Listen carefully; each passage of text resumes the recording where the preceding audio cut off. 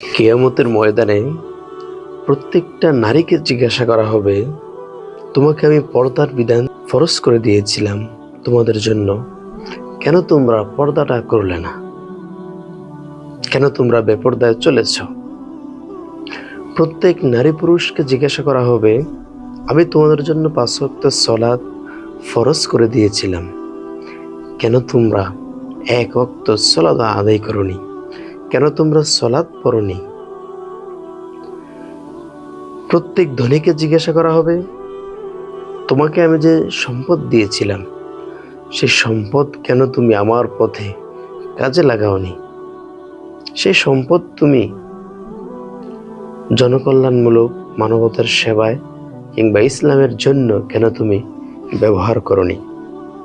তখন বান্দারা নিশ্চুপ হয়ে থাকবে, কোনো জবাব দিতে পারবে না। তখন তাদের প্রত্যেকের অঙ্গ প্রত্যঙ্গগুলি জবাব দিতে থাকবে আমাদের বিরুদ্ধে।